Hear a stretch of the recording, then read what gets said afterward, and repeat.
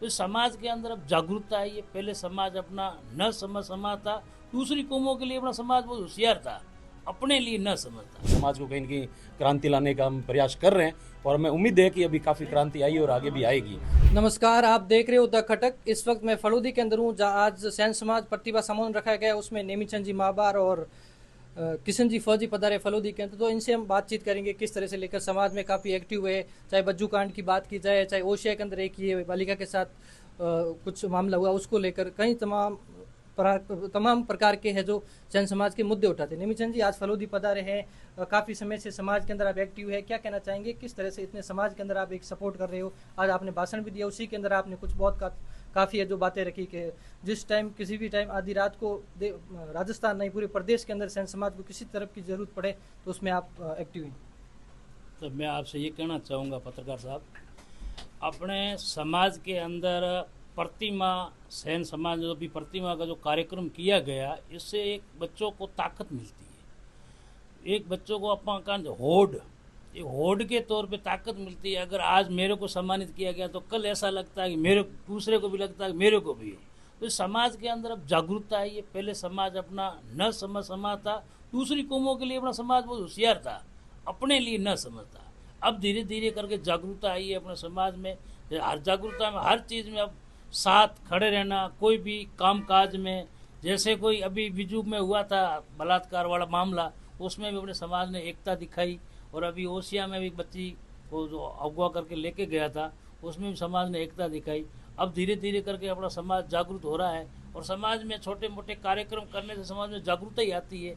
और छोटे मोटे कार्यक्रम तो करने चाहिए, मेरे हिसाब से तो करने चाहिए। किस तरह से ये प्रेरणा आपके समाज के प्रति कैसे भावना आई और कब आई? कितने साल पहले आपने सोचा था कि समाज हमारा सैन समाज जो पिछड़ा वर्ग है उसको लेकर आगे लाना चाहिए? तो ये प्रेरणा आप किस तरह से आपने आई? देखो, मैं जब काम चालू किया मैंने कंस्ट्रक्शन का, तो मेरे को जब मेरी उम्र थी 20 साल, तो धीरे धीरे जागरूकता इस प्रकार मेरे मन में ख्याल आया कि समाज अपना हर आर्थिक स्थिति में अपना समाज बहुत कमज़ोर है।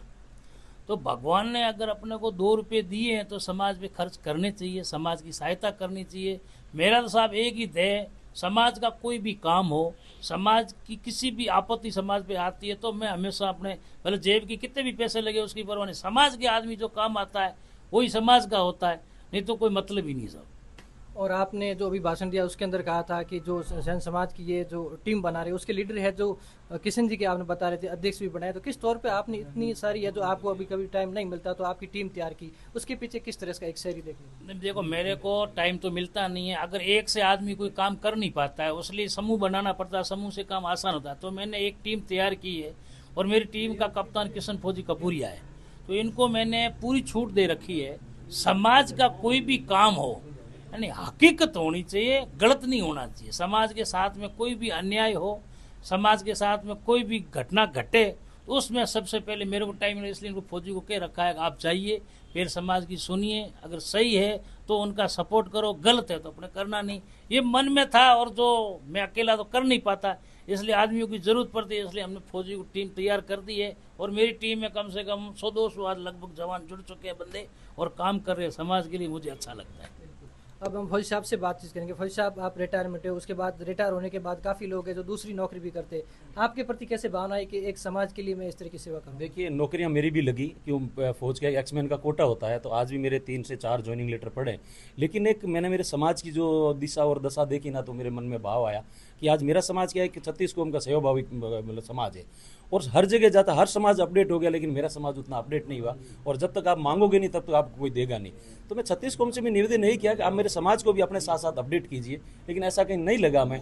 तो हमने थोड़ी सी एक मुहिम जगाई और आज सभी से हम जो छोटे मोटे मुद्दे होके लेके चलते हैं, समाज को कहीं न कहीं क्रांति लाने का हम प्रयास कर रहे हैं और हमें उम्मीद है कि अभी काफ़ी क्रांति आई और आगे भी आएगी।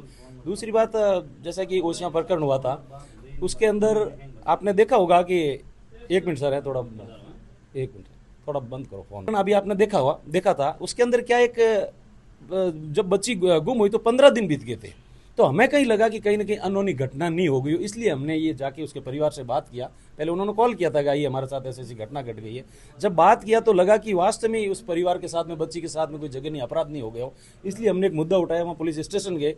पुलिस स्टेशन में भी वो जो अपनी जो फर्स्ट जो कार्रवाई होती वो की हुई थी, लेकिन आगे कोई कार्रवाई नहीं बढ़ रही थी। तो हमने फिर एक सामाजिक स्तर पे छत्तीस कौम से हमने आह्वान किया कि आइए और इस बेटी को आप न्याय दिलाइए।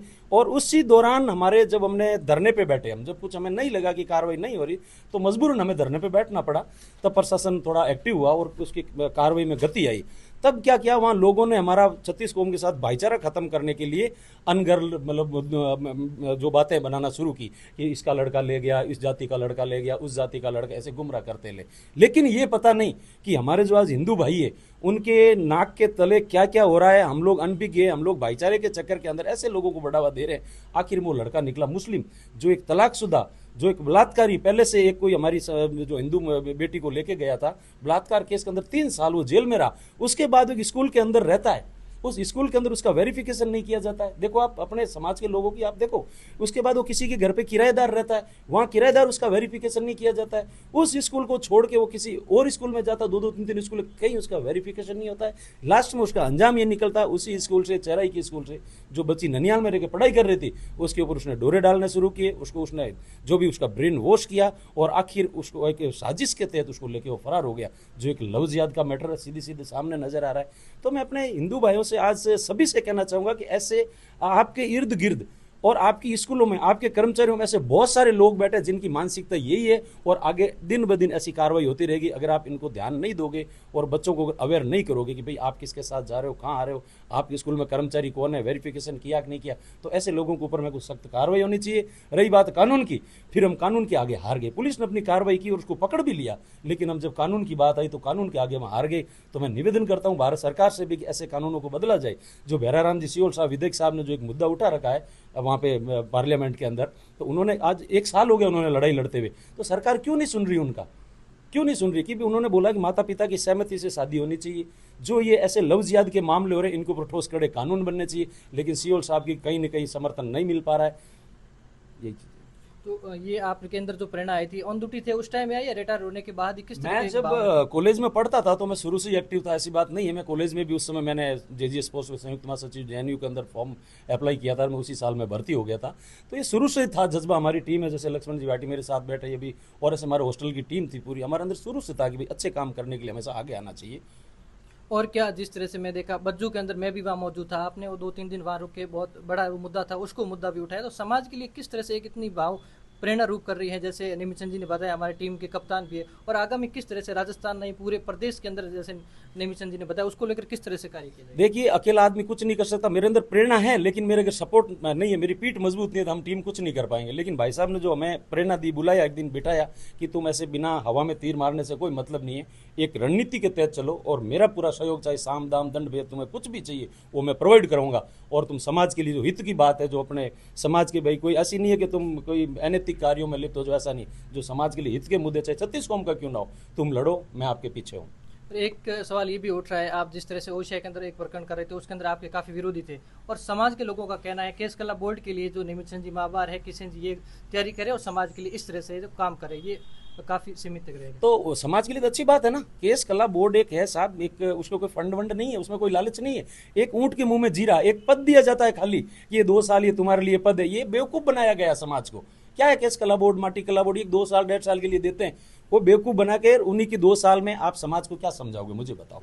वो जो पार्टी होती है, जब चुनाव उसके प्रचार में ही लगा रहता है, तो ये तो एक सरासर बेवकूफ बनाने वाली बात है। मैं कहता हूँ आप दो तो लंबा, आप पूरा जो हमारा जो हक है, जो हमारा परसेंटेज है सैन समाज का या ओबीसी का, मूल ओबीसी का, आप उसके आधार पे हमको सत्ता के अंदर भागीदारी दो, हम उसकी लड़ाई लड़ रहे हैं। तो ये समाज को मैं कहना चाहूंगा कि ऐसी मानसिकता नहीं रखे। अगर कोई सक्षम बंदा आगे आता है तो निश्चित है कि समाज का उद्धार होगा, इसमें कोई शक नहीं है। और नहीं तो या वहाँ पे खूब सारे 50-50, 60-60 फाइलें ला के ले जाके लगा देते हैं।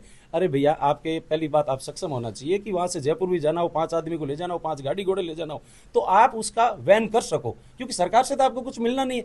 तो आज हमारे समाज में ऐसे लोग बैठे हैं जो आज आगे आ रहे हैं। समाज के लिए अगर पैसा खर्च करना हो, समय खर्च करना हो, तो ऐसे आदमी को आगे आना चाहिए। बाकी ऐसी मानसिकता में समाज से कहना चाहूँ नहीं रखे। वो अगर कोई भाई आगे आए तो आपका समाज का ही भला करेगा।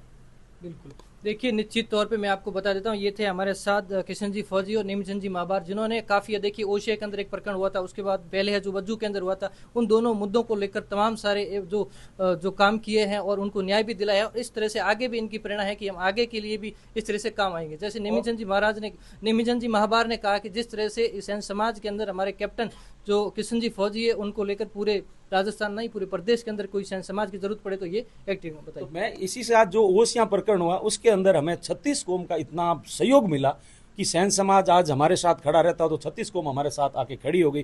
तो मैं तमाम उन जनप्रतिनिधियों का, उन जो हमारी जनता है वहाँ ओसियां क्षेत्र के जो प्रतिनिधि और वहाँ की जनता है, जिन्होंने प्रत्यक्ष और अप्रत्यक्ष रूप से हमारा जो सहयोग किया, उसके लिए हम सैन समाज पूरा हमेशा आपका आभारी रहेगा। बिल्कुल, ऐसी तमाम जानकारी अपडेट्स के लिए हमारे साथ बने रहे द खटक में।